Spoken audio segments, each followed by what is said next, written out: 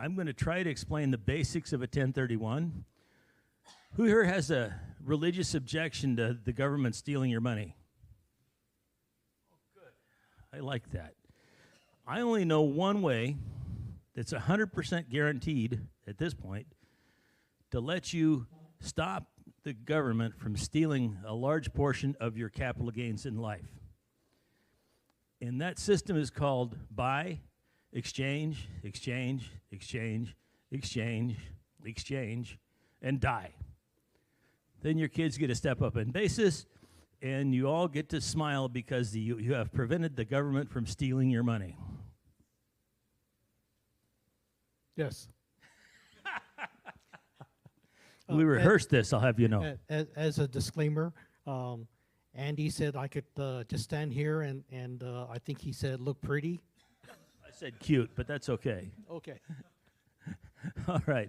So I'm not really good at these PowerPoint things. Here's my legal disclaimer. I am not an attorney, a CPA, or licensed at anything, with the exception of driving a car. And at points in my life, I've not been licensed to do that. Examples presented have worked well for me, and I hope they will work well for you. Use them at your own risk. Your results will be up to you. They may be better or worse. It's up to you and fate. All contracts should be reviewed by a competent attorney before you use them. Any questions about the fine professional presenter you're getting tonight? Cool. History of Code Section 1031. Code Section 1031 has been in the code since 1939. Before that, it was referred to in the Revenue Act of 1921. And if you want, I will email the slides to you. I'm not going to read all that, but it tells you some of the history of the 1031. You guys all know how to read, I think. If you don't, then, you know, we got the remedial class 2 doors down that shakes the ceiling. All right, there are 2 changes that have happened since the 1031 was established. But let's talk about a traditional 1031 exchange. A traditional 1031 exchange required 2 or more people to find something that they disliked less or liked more than the asset that they currently possessed. So let's talk about George. George is 85 years old. He purchased and he's run a 100-space mobile home park since he was 50. How much depreciation does he have? How much depreciation does he have today? Zero. Right. When he purchased the park, he was sold on it being the ultimate passive income investment in real estate. Who's heard that about mobile home parks? It's a lie. The past 35 years have taught him better. He still makes a good living, but he has to spend more time and money, and he's not enjoying his golden years. He's tired of being Jerry Springer at 85. Tim is a 45-year-old who stumbled onto a triple net lease investment to a major blue chip corporation. He is sold on the mailbox money and corporate guarantee. He enjoys the cash flow, but he sees no way to improve his situation. Can you see a 45-year-old guy feeling stuck? Daily. So Tim was exposed to George's mobile home park, and when he looked at it, he saw empty trailers, empty spaces, amenities were clearly dated, and it wasn't collecting the full rents for a park in its area. Who's looked in a mobile home park and found it run like that? Me too. So Tim asked his CCIM certified real estate broker to approach George and offer to exchange his triple net lease for George's mobile home park. All right, jargon flag. I was hoping somebody out there was going to throw the jargon flag. What's CCIM? I believe it's certified commercial. Oh, darn it. Okay, thank you. Certified commercial investment member. It's a very prestigious rating where real estate brokers used to learn how to run the 12C, which was the financial calculator required you to speak reverse Polish notation. Now the 10B, which I teach a class in, is much simpler and much more effective, But that's a different conversation. So Tim signed a flat fee commission contract with the broker. Who here is familiar with a flat fee commission contract? The CCIM in the back. Most real estate agents, brokers get compensated on a percentage basis. If you are an agent or a broker and you get involved in an exchange deal, and it's a proper exchange where we're trading deed for deed, you may find yourself getting screwed. Jimmy Napier tells a story of negotiating a great deal. The guy had this property listed for $250,000, $300,000 back in the early 70s, and he found him something to trade for. But when it came to doing the paperwork, they decided that they had both traded $2,000 properties. So instead of getting a commission on two $250,000 sales, he got a commission on two $2,500 sales. If you get into an exchange situation on a percentage commission as an agent, you might get screwed. Any questions about that? I hate silence. When the broker presented George with the offer to exchange his mobile home park for Tim's triple net lease, George thought he'd won the lottery. He signed the flat fee listing agreement with the agent immediately. Can you see why George thought Tim's deal was a hell of a lot better? I mean, at 85, would you rather have a check in the mailbox every quarter or an ACM every month from, I used to say Rite Aid all the time, but that's a pretty bad example these days. How about Home Depot? So Tim and George opened an escrow with a sophisticated escrow officer who arranged the simultaneous recording of the two sales. Now, the record for this, as far as I know, belongs to Cliff Strand, who in the 70s structured a deal with 27 simultaneous closes in 9 states.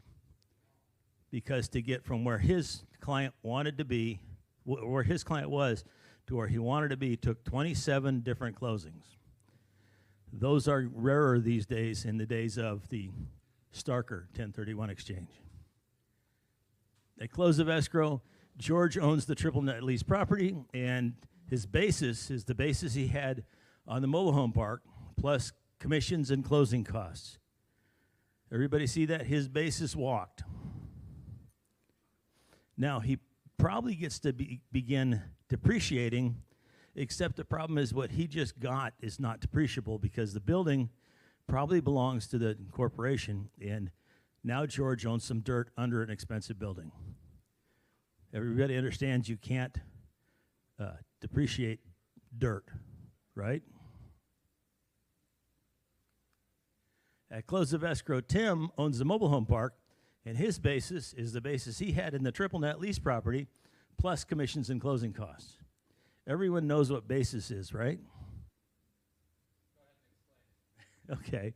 Basis is your acquisition cost plus improvements minus depreciation. So in your rental property, you start out, you pay $100,000 because every rental house sells for $100,000.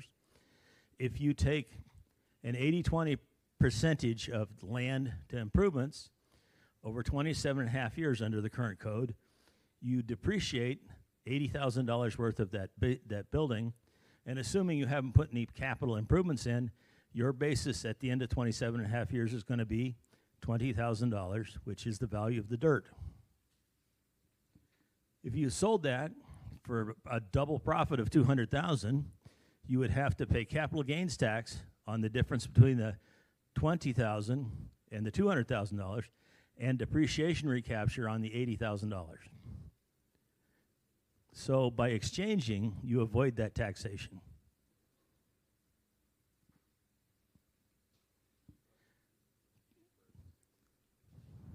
Yes, until you die. Then you get it. Then they get, which the government should always get. Okay. Hey, you said something. I like that. In a traditional 1031, aka a deed for deed exchange, no purchase or sale price is listed, and both parties acknowledge that they're satisfied with the value they received. Now, on a numerical basis, can you imagine that triple net lease with the major corporation and that mobile home park probably have different intrinsic values. Does that make sense? So, but in a traditional exchange deed for deed, they just acknowledge my mobile home park might be worth more than your triple net lease, but I like it better. And Tim might say, well, my triple net lease might not be worth what your mobile home park can be with eventually with my work, but right now it's a rundown POS. But they both agree that what they got was acceptable to them. Got it? Yeah.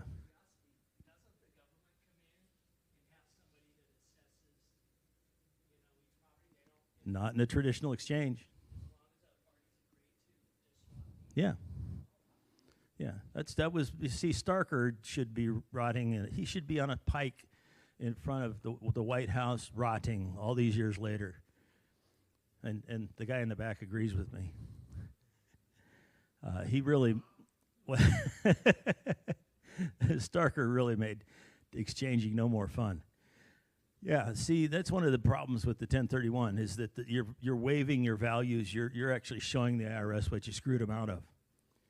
You're saying, nah, you don't get this $100,000 in taxes. With the traditional 1031, deeds changed. No gain. Yes.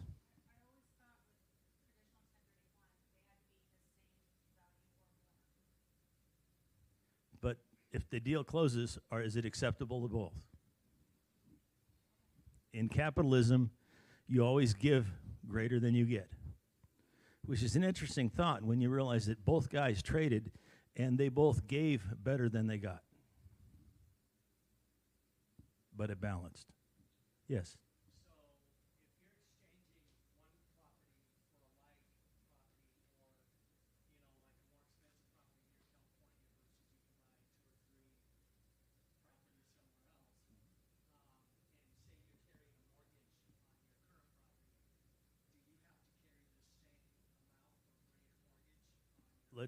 We'll get to the Starker exchanges shortly.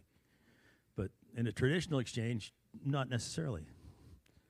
You might trade your big apartment building subject to some debt that's on it for their 5 little homes because you're happier with 5 little homes and no work.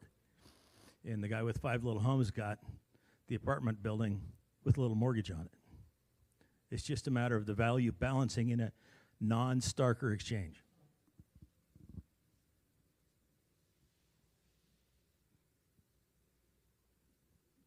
Thank you. Good questions, by the way. I have a question, Andy. Good. So, let's say someone has a property and me being more of a note guy, okay, they want to 1031 into notes. Prior to the Secure Act, there would be no problem in that at all. Yep. That's the second change. Yep. We'll get to that too.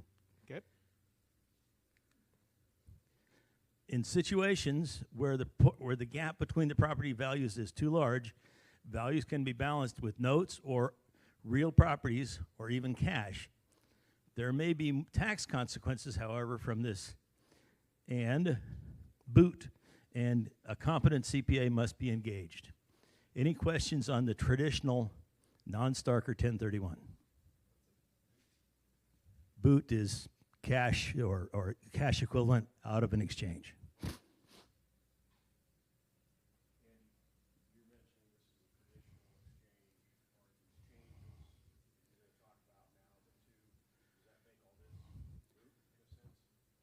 Not moot, that still happens every day. Who here has heard that you can't exchange internationally? Oh, I'm sorry. Thank you for the reminder. Remind me to repeat your questions. Who here has heard you can't exchange internationally? Okay, no one's heard it. I won't dispute it then. First significant change to the 1031 since 1939 happened when,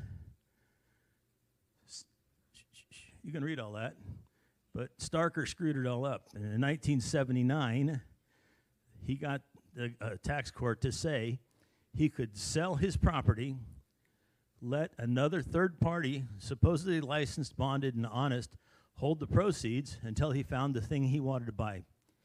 That's what 99% of the people on the planet think a 1031 exchange is.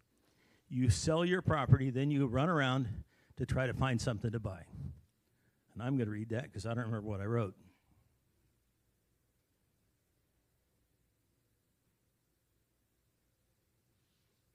Okay, so in 91, they put it into regulations, and those regulations are, before closing the sale of the relinquished property, the taxpayer must enter into an exchange agreement with an accommodator and the buyer. The accommodator holds the taxpayer's net proceeds until purchase of the replacement property, and the taxpayer is prohibited from receiving or pledging, borrowing, or otherwise receiving the funds being held. Any questions about that part? All right. Now, an important thing for the deferred exchange or the Starker exchange is the timelines. The deferred exchange regulations require that within 45 days, not 46 days, not 4 dozen days, 45 days, you must identify your target property. This is done by, typically you send a letter to the accommodator, I want to buy these addresses. You must close within 180 days of closing the sale of the relinquished property, or before the taxpayer's next tax return is due. I had never heard that, but I picked that up when I was doing the research for this. So, question, Andy. So, let's say you had a certain amount that you had to do the 1030 exchange with. How many properties? Is it only one property? Can it be multiple properties?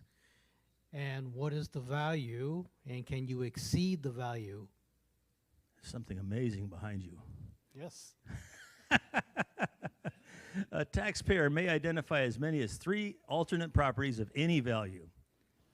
If more than 3 properties are identified, the value of all those properties cannot exceed 200% of the value of the relinquished property, unless 95% of the properties identified are acquired.